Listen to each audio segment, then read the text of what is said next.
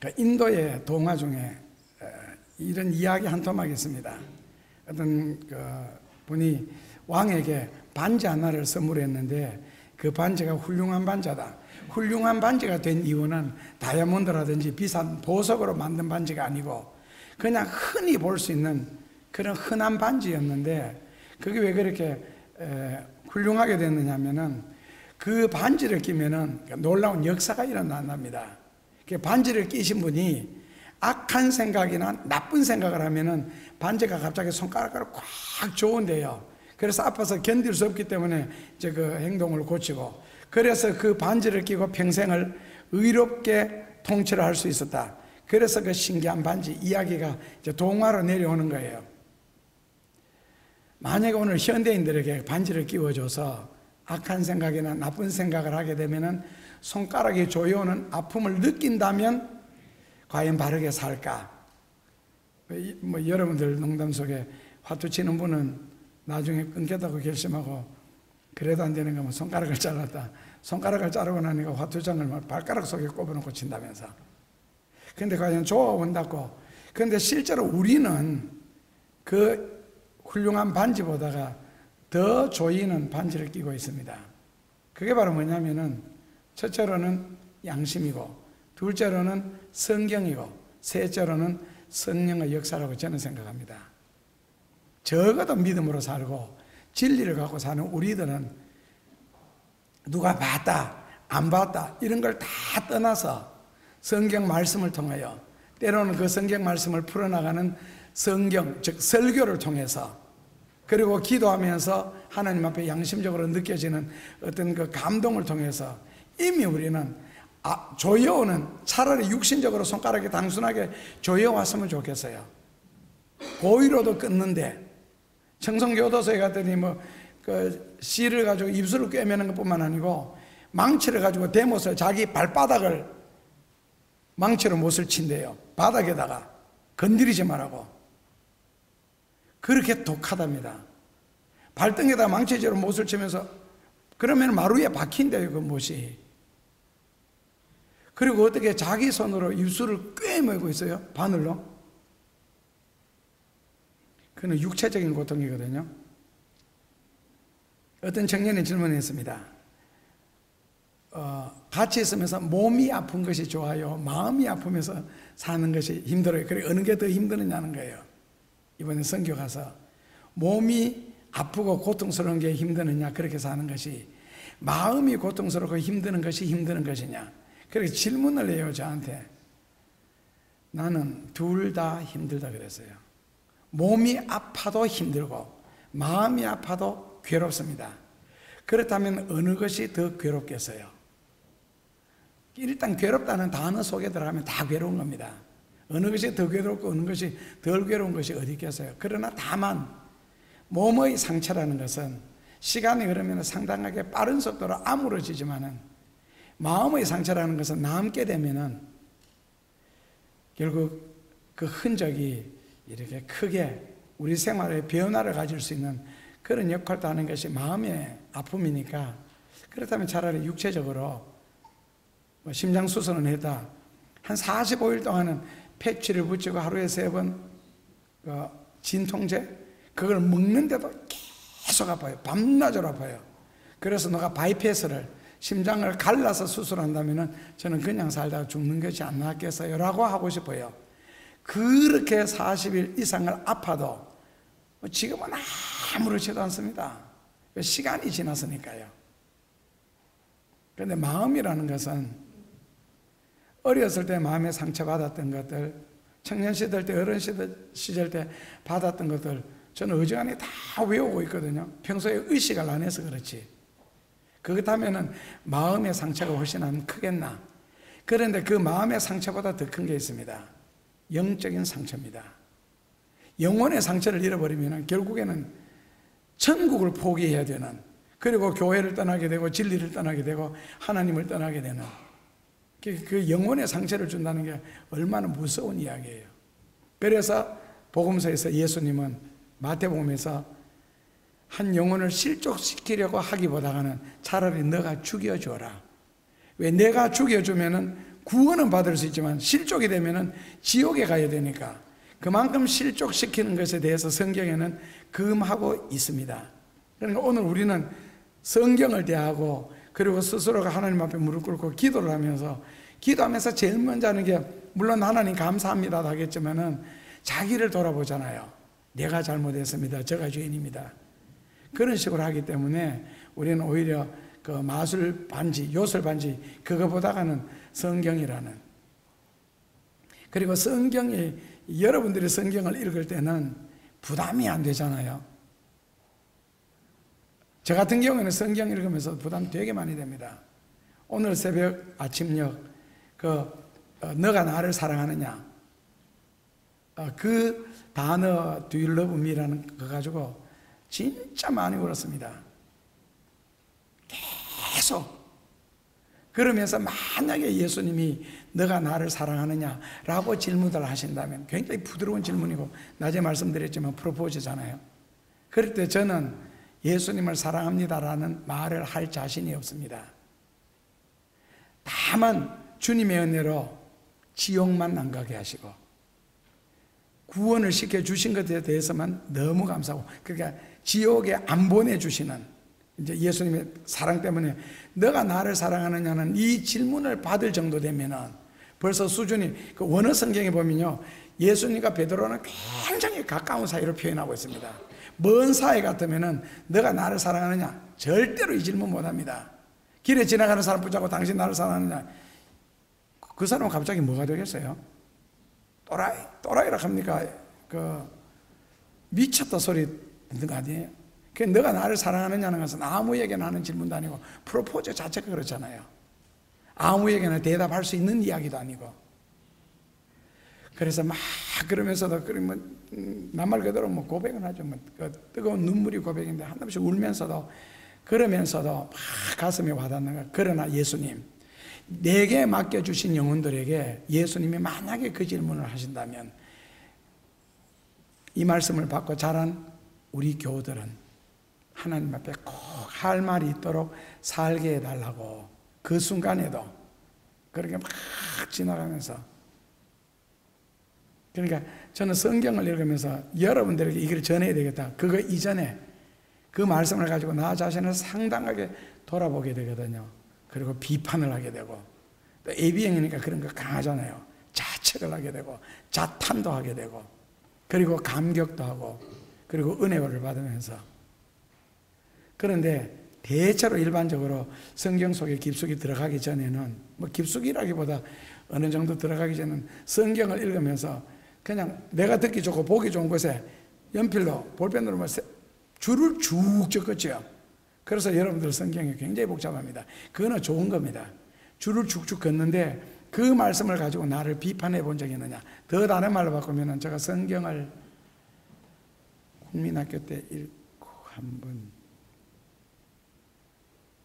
두 번째, 제가 성경을 세 번째 읽을 때에 성경 말씀이 히브리서 4장 12절에처럼 살아 운동력이 있어 그러는 거 있잖아요. 그러니까 예를 들어서 살아 운동력에서 너의 심령과 관절과 골수를 쪼갠다.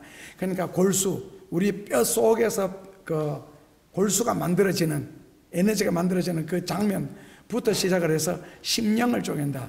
그렇다면 내 마음이라는 것은 내가 어렸을 때부터 지금까지 살아오면서 내가 다 알잖아요. 물론 접할 때는 생각 안 납니다만 엄마 젖꼭지 깨문 거는 생각나와요. 그리고 3살, 4살 때 이럴 때는 저는 사건으로 지나간 것은 지금 거의 다 기억을 하거든요.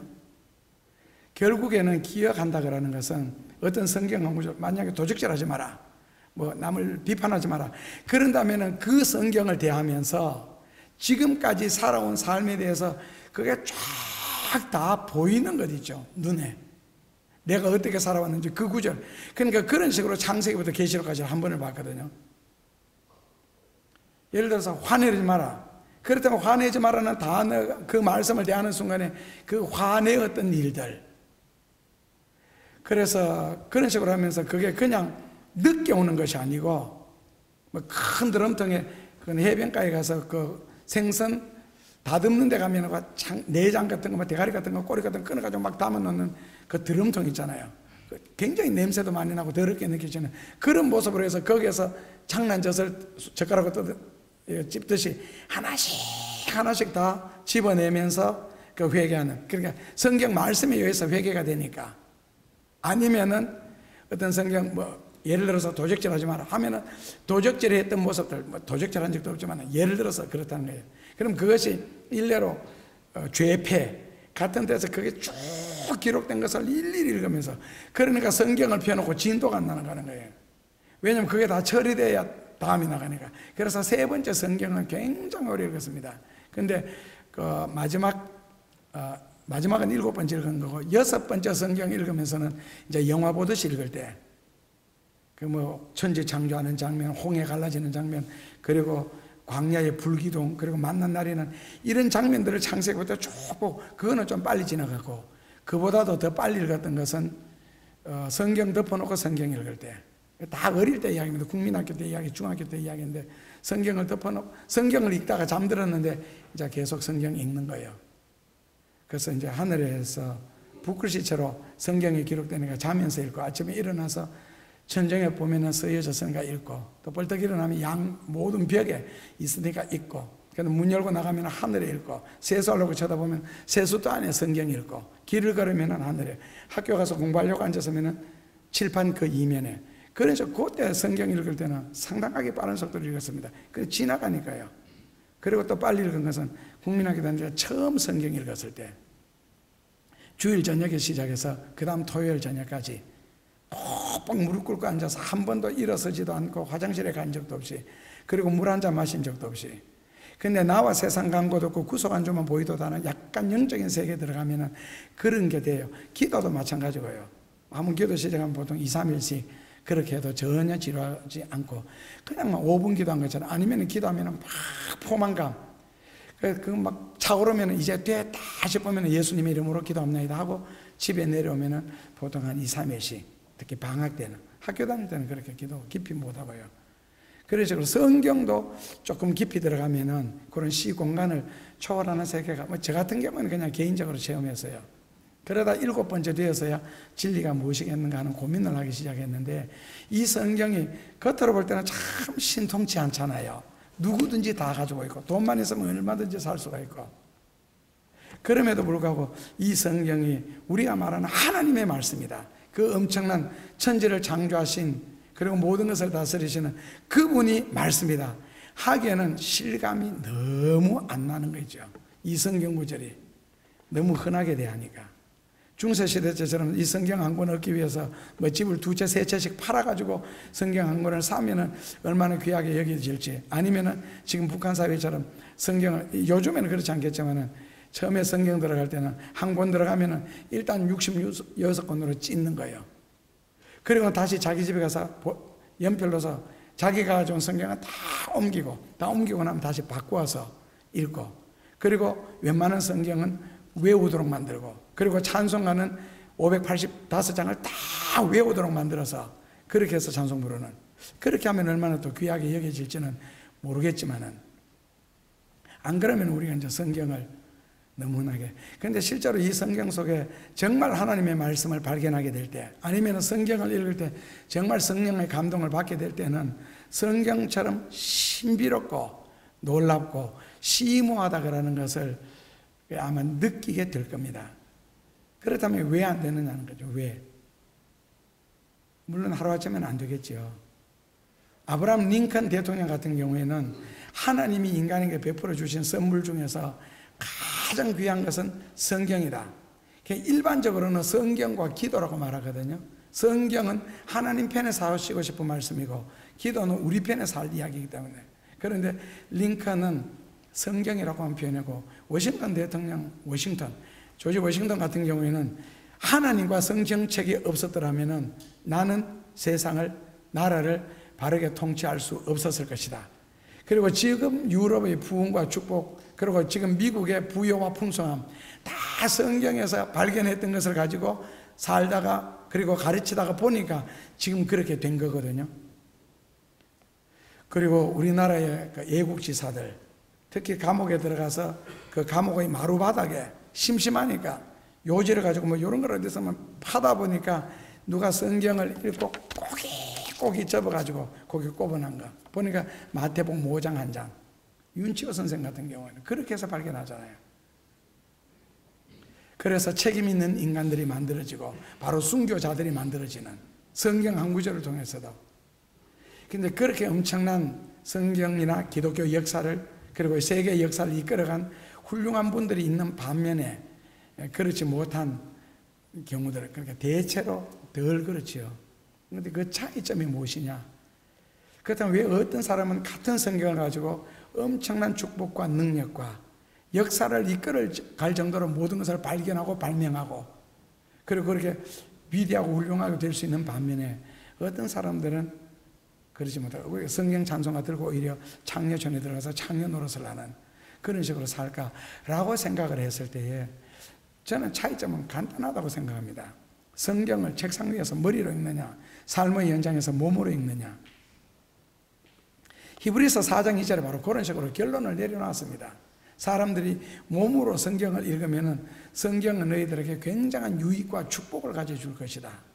그러나 그렇지 않고 머리로 대한다면 성경은 너희들에게는 아무것도 될 수가 없다. 결국 이론이니까요. 배고플 때 밥 먹으면 배부른데 밥 먹어야지 하면서 알면서도 안 먹으면 그냥 안 먹은 거예요. 모르고 안 먹거나 알고 안 먹거나 똑같은 거거든요. 성경 말씀도 마찬가지라는 겁니다. 그렇다면 성경을 몸으로 읽는 방법이 뭘까? 성경을 몸으로 읽는 방법 간단합니다. 한마디 단어로 섬김이죠. 다른 말로는 봉사라고 하고요. 그러니까 결국 섬김, 같은 말로 봉사, 이 한 단어가 성경을 몸으로 읽도록 만들고 그 성경을 몸으로 읽음으로써 그 성경 속에 숨어져 있는, 감추어져 있는, 약속되어져 있는 수많은 하나님의 기적과 능력과 은혜와 복을 받을 수 있도록 만들어 놨습니다. 그래서 하나님은 성경을 많이 아는 사람들을 통해서 역사가 일어나도록 하지 아니하시고 몸으로 읽는 사람들을 통해서 능력과 은혜를 받도록 만들어 놨습니다. 그리고는 예수님이 하시는 말씀이 내가 이 세상에 온 목적은 섬기려 오셨다고. 그 섬김이라는 단어 하나 가지고 예수님이 세상에 오신 목적을 성경은 설명하고 있습니다. 그러니까 결국 이 세상을 살아가는 모든 삶의 원칙과 삶의 열쇠가 섬김이라는 단어 속에 다 들어있다는 겁니다. 섬김이라는 단어 속에 인생에 얽힌 모든 문제를 풀어나갈 수 있는 답이 있다는 겁니다. 결국 섬김을 상실하고 봉사를 상실할 때 결국에는 자기가 드러나게 되고 죄를 짓게 되는 겁니다.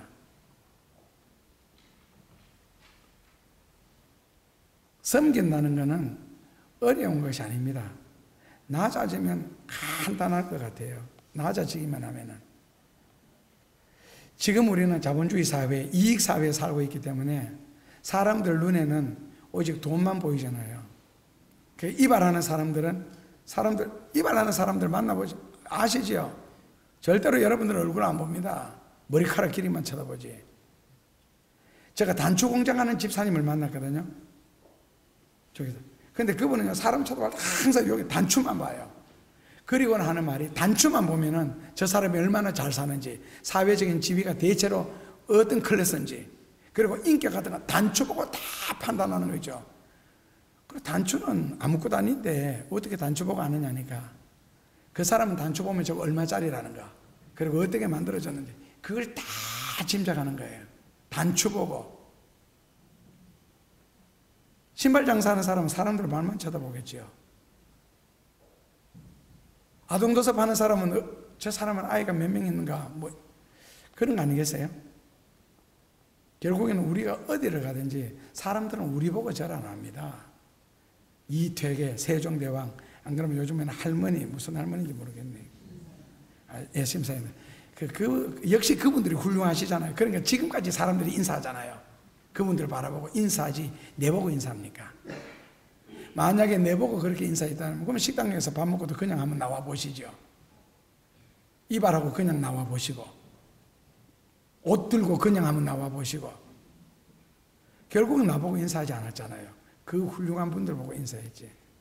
그렇게 이러다 보니까 이 자본주의 사회에서는 봉사한다, 섬긴다, 이것은 어떤 청빈 도덕자들 아니면은 흔히 말하는 종교인들, 성직자들이나 그렇게 하는 것이지 우리 같은 속인들은 아니야 라고 이제 쉽게 결론을 내릴 수 있겠지만은, 자연의 법칙을 봐도 창조적인 것은 다 봉사를 통해서 나타나고 파괴적인 것은 사랑의 결핍에서 옵니다.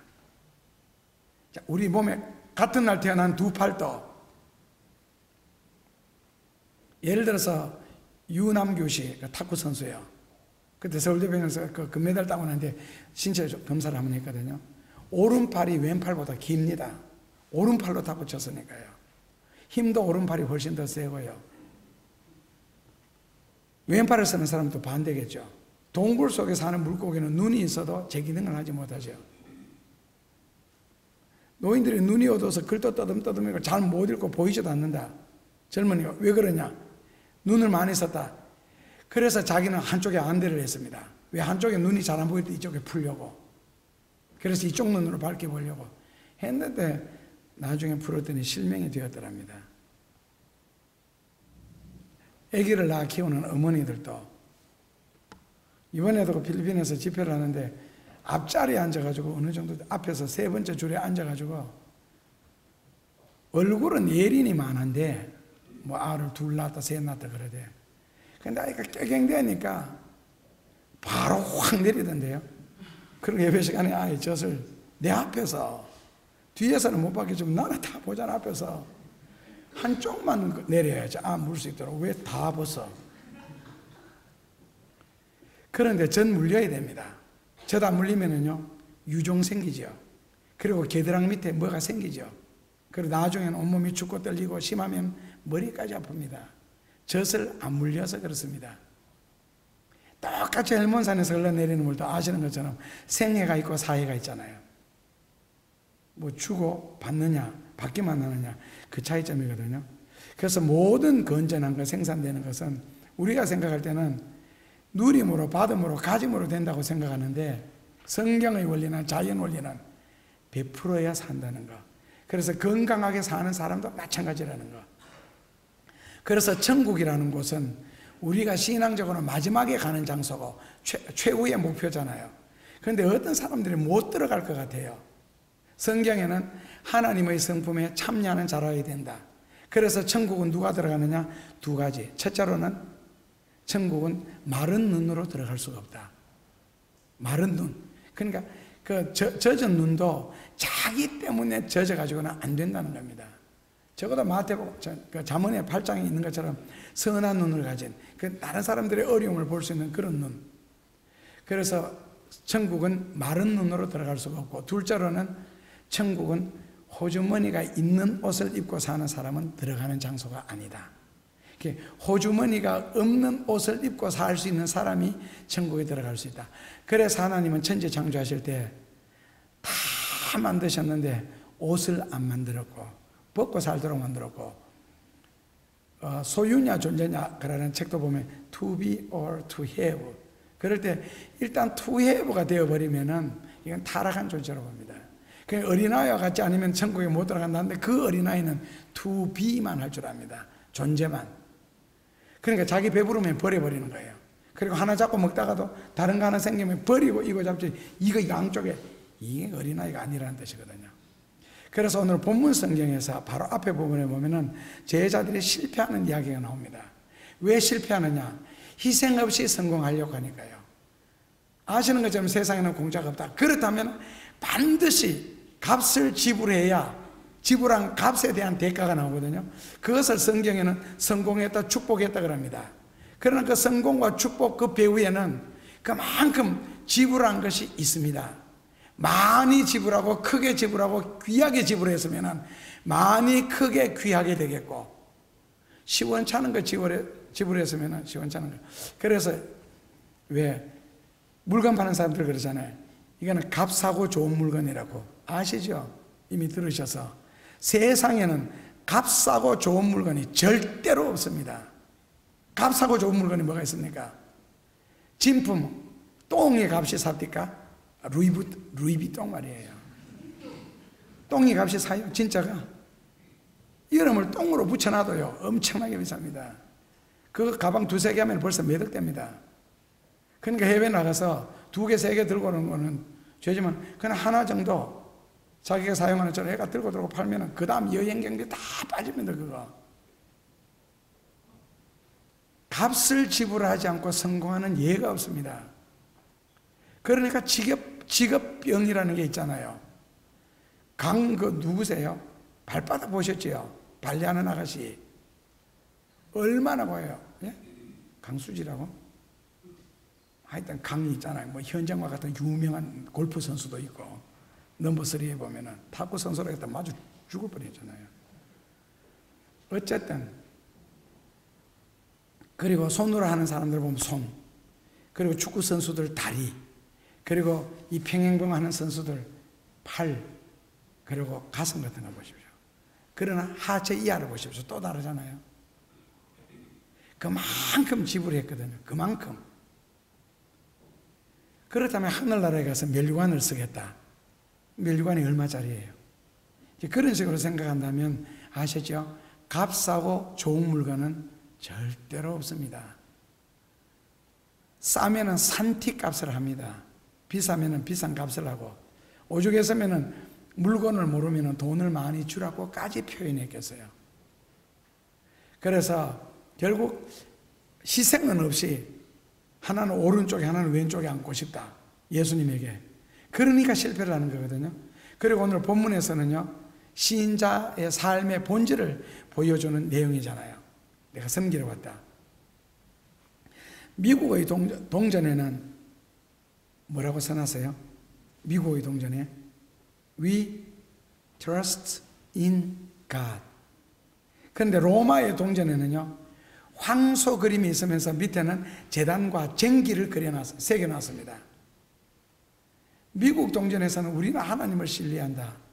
그러나 로마의 동전에는요, 황소 밑에 제단과 쟁기. 그거는 무슨 뜻이냐면은 황소는 평생 일을 합니다. 평생을요. 그것도 풀만 먹고도. 그리고는 마지막에는 희생 제물이 되어서 제단에 바쳐지는 존재다. 그래서 제단과 쟁기를 평생 일하고 그 다음에 마지막에는 희생 제물로서 제단에 들여져야 되는데 거기 가기까지는 평생 죽어라고 일만 해야 할 존재. 오죽했으면 돈에다가 그걸 새겨놓겠어요. 이것을 이제 양자의 사명자의 삶이라고 그렇게 생각하면 됩니다. 예수님이 하나는 오른편에 하나는 왼편에 야고보 요한의 어머니가 치맛바람을 한번 흔들었을 때 내가 주는 잔을 마실 수 있겠느냐.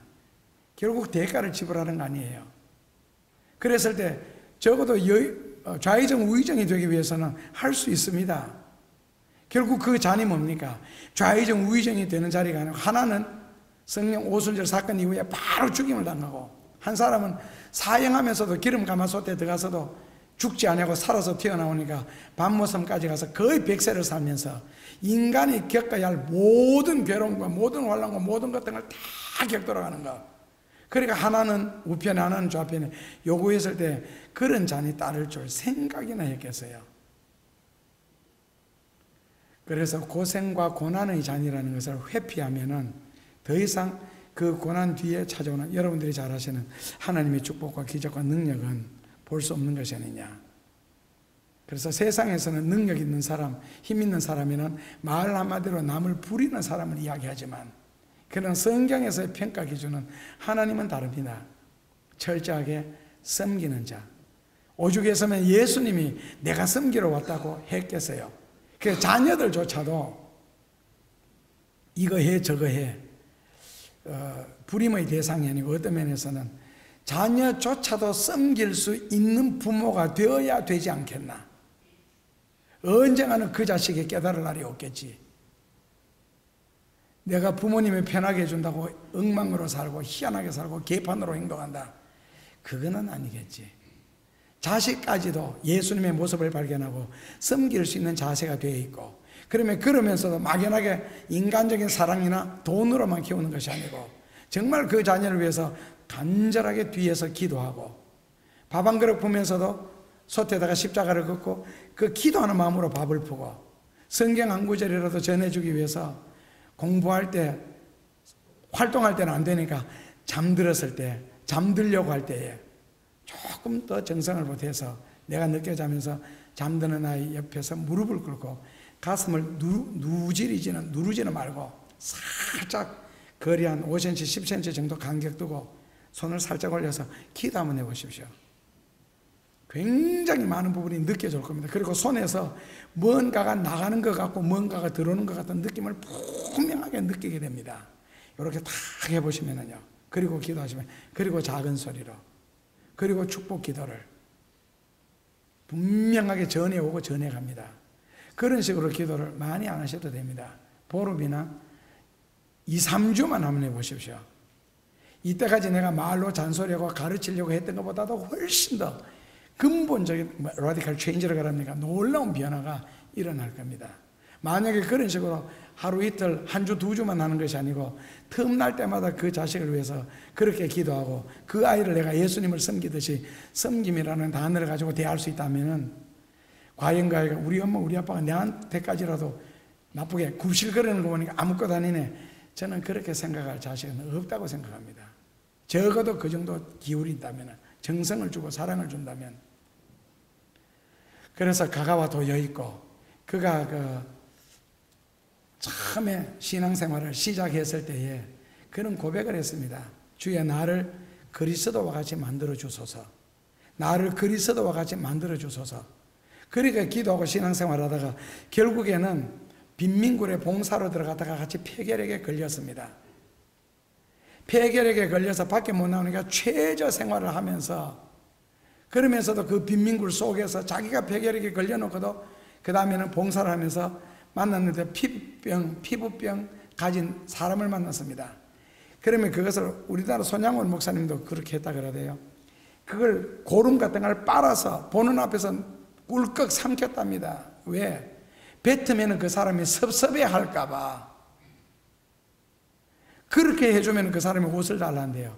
그 다음에 겉옷을 붙였다고 하니까. 그리고 자기는 겉옷을 벗어주고는 폐결핵에다가 추우니까 하루 종일 기침을 하면서도 그렇게 하면서 설교를 했다고 합니다. 위대한 생의 결단이라는 책에 보면 이런 이야기가 나옵니다. 그리고 설교의 주된 내용은 딱 한 가지만 설교했답니다. 하나님은 사랑이시다. 그분이 그 폐결핵에 걸려서 홋카이도에 가서 또 은혜 받고 그 홋카이도에서 목회한 그 목사님 아이고 이름 석자짜리인데 그분도 개척을 신학을 하고 안수받고 오라는 교회가 없으니까 결국 북쪽에 가서 개척을 했는데 5년 동안 자기 가족 이외에는 교인이 한 명도 안 왔답니다. 5년 동안 교회 문 닫을 만도 하고 낙심할 만도 한데 5년 만에 만난 한 청년이 바로 이 가가와 도여있고 동경대 총장 지냈던 분이요. 장녀의 아들. 그것도 폐결핵이. 그 폐결핵에 걸린 그 청년이 왔을 때에 잔치상을 차렸다고 합니다. 그렇게 해서 얻었는데 거기서 가가와 도여있고가 감동을 받고 평생 설교 주제는 하나님은 사랑이시다.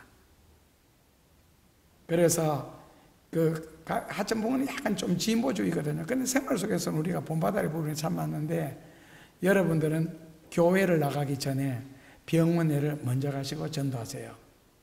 성경을 읽기 전에 먼저 길에 있는 거지들에게 도움을 주십시오. 성전을 찾아가기 전에 감옥을 먼저 찾아가십시오. 그리고 예수님을 믿기 전에 복장부터 고치세요. 한 사람이 위대성이라는 것은 축적해 놓은 재물이나 어떤 소유나 은행에 저축해 놓은 돈의 액수가 아니잖아요. 그리고 내가 높은 자리를 세상에서 얼마나 가졌다는 명함도 아니잖아요. 적어도 우리가 하나님 앞에서 살고 그분을 믿고 따른다면 결국에는 그 하늘의 미랄이 땅에 떨어져 죽지 아니하면 결국 자기를 포기하라는 건데 자기를 포기하는 게 자기를 없애는 것이 진짜 없어지는 것이고 포기하는 겁니까? 똑같은 다른 모습으로 나타나서 몇십 배, 몇백 배, 몇천 배의 결실을 맺을 수도 있잖아요. 그러니까 예수님이 우리에게 주시고 싶은 것은 너 한 날 그대로 살아서 그걸 하나 쥐고 이것이 다인 것처럼 생각하지 말고 한번 죽어봐라. 그러면은 몇백 배씩 거둘 수 있는 놀라운 역사가 나타난다. 그런데 우리가 못 죽는 거예요. 왜? 자기를 포기한다는 거, 자기가 죽는다는 게 아깝잖아요. 그러니까 어떤 면에서 역사적으로 교회가 부흥될 때는 환난과 순교자들의 피가 참 있을 텐데, 영어 성경에서 마이라는 단어가 있고 마인이라는 단어 있잖아요. 마이는 뭡니까? 뭐 마이북, 이거 소유격이라 그러대요. 그 마인, 이건 소유 대명사라 그러던데, 성경적으로 보면 마이는 침략 대명사입니다. 소유격도 아니고 소유 대명사, 내가 가지는 것이 아니고 남의 것을 빼앗아야 되는 침략 대명사, 공격격. 결국 내가 갖고 있는 것을 다른 사람에게 나누어 주지 않는다는 뜻이잖아요. 복음도 마찬가지고 믿음도 마찬가지고, 내가 죽으라고 학교 다닐 때 열심히 공부한 것이 다른 사람에게 유익이 되지 못한다면 그 공부가 무엇이 필요하겠어요? 결국 내가 하는 삶의 모든 모습, 뭐 공부부터 일부터 시작해서 다른 사람들에게 도움을 주기 위해서 하는 거잖아요. 그 도움을 주기 때문에 훌륭한 사람이 될 수 있고 바로 존경받는 사람이 될 수 있고, 그것이 바로 봉사라는 단어로 나타나게 되는 거고요. 그래서 결국에는 나누는 자세로서 자신이 씨앗이 되어 죽어야 된다. 안 그러면 내가 엎드려져야 된다. 자신을 철저하게 누르는 상태, 낮추는 상태. 왜? 진실한 봉사를 하기 위해서는 낮추지 아니하면은, 숙이지 아니하면은 봉사가 안 됩니다. 그래서 봉사는 반드시 겸손과 연결되어야 되고, 그 성경적으로 겸손하기 위해서는 반드시 성경을 배우셔야 되고, 성경을 읽어서는 안 됩니다. 왜냐하면 읽으면 자기 입장에서 읽기 때문에 절대로 자기가 감동을 받고 눈물 흘리지 않습니다. 그리고 다른 사람에게 성경을 써먹죠. 남편이 읽으면 아내에게 이용하기 위해서, 아내가 성경을 읽으면 남편에게 써먹기 위해서, 그런 식으로 되기 때문에. 그래서 성경은 오셔서 배우셔야 됩니다. 그래야 정확하게 배울 수가 있습니다. 그래야 성경이 원하는 삶을 내가 살 수 있고 사라져 갈 수가 있습니다. 내가 스스로 능동적으로 사는 것도 귀하지만은 하나님의 힘에 의해서 사라져 갈 수밖에 없도록 하나님이 만들어 주십니다. 그래서 섬긴다는 말을 헬라어로는 디아코니아, 아시죠? 디아코니아. 영어로는 서비스, 우리말로는 봉사한다. 똑같은 원어의 디아코니아, 디아코노스라 그러는데, 디아코니아, 섬긴다는 단어에서 나온 디아코노스, 그걸 한국말로 해석하면 두 가지로 해석합니다. 첫째로는 종이라는 뜻이 있습니다. 둘째로는 권력자라는 의미가 있습니다. 그러니까 디아코니아라는, 디아코노스라는 이 하나님의 종이라 그럴 때 있잖아요. 이 종이라는 단어는, 디아코니아, 디아코노스는 종과 동시에 뭐라고요? 권력자라는 겁니다. 그래서 하나님의 종은, 하나님 앞에서는 종이면서도 사람들 앞에서는 하나님의 능력을 행사하는 권력자로 표현했습니다. 이게 종의 신비예요. 결국 낮은 자가 뭐라고요? 높아진다는 거 아니에요. 성경 원리가. 너가 낮아지면 하나님 높아주신다. 종이 되니까 하나님은 권력자를 만들어주시는 거거든요. 그래서 사람 앞에서 우리는 종이 아닙니다.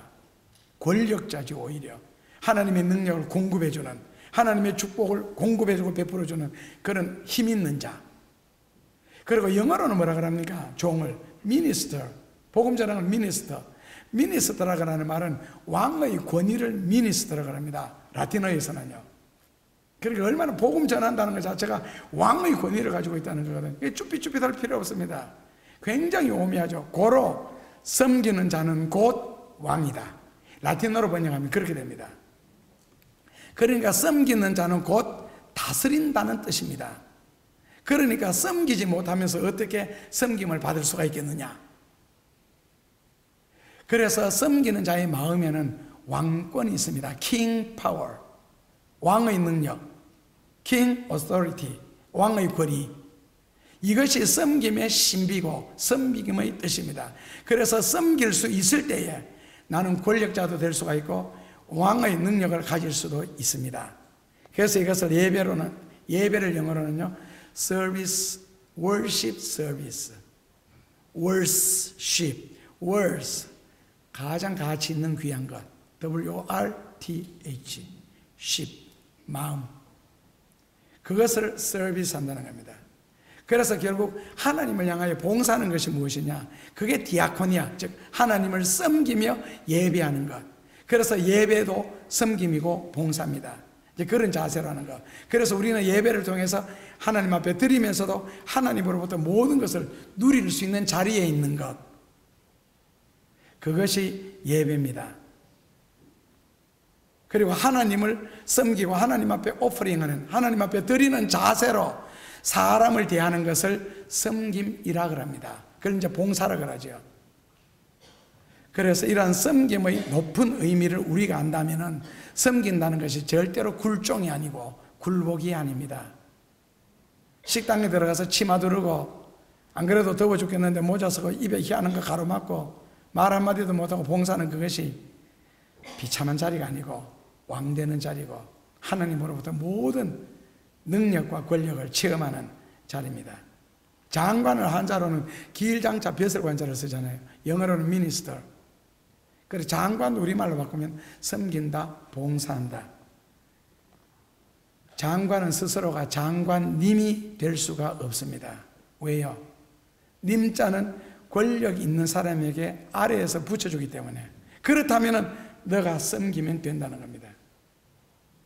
그러니까 스스로 무덤을 파지 말고 살라는 거죠. 그게 예수님의 제자들을 보고 하는 이야기죠. 그러니까 예수님의 제자가 되려면, 예수님을 따르려면 단순하게 섬기면 된다가 아닙니다. 왜요? 단순하게 내가 섬기다 보면 내가 높아질 수 있기 때문에, 그래서 예수님은 우리에게 기도를 요구하는 겁니다. 기도하면서 끊임없이 자신을 돌아보고 말씀을 보면서 자신을 돌아보고 바른 길을 배우기 때문에, 그래서 성경을 배우셔야 됩니다. 그리고 여러분들은 반드시 복을 받으셔야 됩니다. 숯불이 인간에게 굉장히 많은 도움을 주지만은 재로 덮어놓지 않으면 오래 가지는 못하고, 속옷은 반드시 입어야 되지만은 다른 사람에게 속옷이 보여줬을 때는 추하게 느껴지는 것입니다. 겸손도 마찬가지입니다. 다른 사람에게 보여지면은 비굴하게 느껴지는 것이 겸손입니다. 고로 철저하게 겸손하되 남들에게는 겸손을 나타내시면 안 됩니다. 팬티와 같습니다.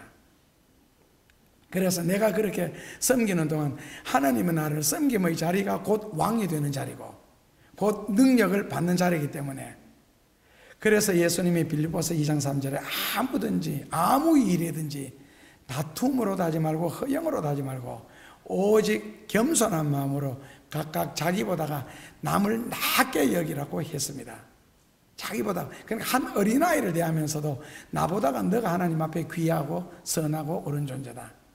그러니까 교회에 뛰어다니는 한 작은 어린이를 보면서도 너는 나보다가 깨끗하고 너는 나보다가 죄가 없고 너는 하나님 앞에 나보다도 더 사랑받을 수 있는, 그리고 실제로 그러한 위치에 있다. 그리고 오히려 그 아이를 보면서 교훈을 받으면서 오히려 부러워할 수 있는, 그렇다고 그 아이한테 엎드리라는 말은 아니잖아요. 이것이 바로 영생을 습득하는 방법이랍니다. 그래서 인자는 섬김을 받으려 한 것이 아니고 섬기려고 왔다. 모든 종교의 신비는, 종교 알 필요 없이 우리 기독교의 신비, 성경의 신비는 바로 봉사에 있고 섬김에 있습니다. 그것을 위해서 내가 섬김에 살겠습니다라고 결심하는 것이 헌신 예배가 되는 겁니다. 왜 복을 받아야 된다고요? 섬기기 위해서요. 왜 다 가져야 된다고요? 왕의 능력을 나타내기 위해서. 결국 종은 왕이 되니까요. 그러기 위해서는 종은 다 섬기지만은 하나님은 다 주심으로써 여러분들을 왕의 자리에 이르기까지 인도해 주실 겁니다. 예수님 감사합니다. 섬기는 곳에 계시고 섬기는 자와 함께 계시고 섬기는 자를 높여주시는 예수님의 약속의 말씀을 듣고 그것이 얼마나 귀하고 깨끗하다는 것을 꼭 저희들도 몸으로 성경을 대하면서 체험하게 하옵소서. 오늘 이것을 바탕으로 이 믿음으로 살려고 권사님들이 하나님 앞에 헌신 예배로 자신들을 드립니다. 그리고 마음을 드립니다. 그리고 몸을 바칩니다. 그리고 삶 속에서 주님을 위하여 살려고 노력하고 힘들 쓰고 있습니다. 괴롭고 어려운 현실에서도 원망하지 않고 하나님을 바라보며 약속을 바라보며 이 진리의 길을 걷게 해주시니 감사합니다. 헌신 예배를 드린 하나님의 자녀답게 꼭 그렇게 살게 하여 주시고, 헌신 예배를 드리는 자들뿐만 아니라 이 말씀을 듣는 저희 모두에게도 그와 같은 하나님의 복이 주어지게 하옵소서. 섬기기 위해서 복을 주옵소서. 베풀기 위해서 능력을 주옵소서. 섬기는 자가 왕이라는 이 믿음으로 오늘 또 살게 하여 주옵소서. 예수님 이름으로 기도합나이다. 인간적으로는 가장 하기 싫은 낮추는 자리, 섬기는 자리, 봉사하는 자리, 그러나 하나님이 가장 귀하다 하셨사오니 그 일에 우리의 몸이 쓰여지게 하시고 우리의 삶이 쓰여지게 하여 주옵소서.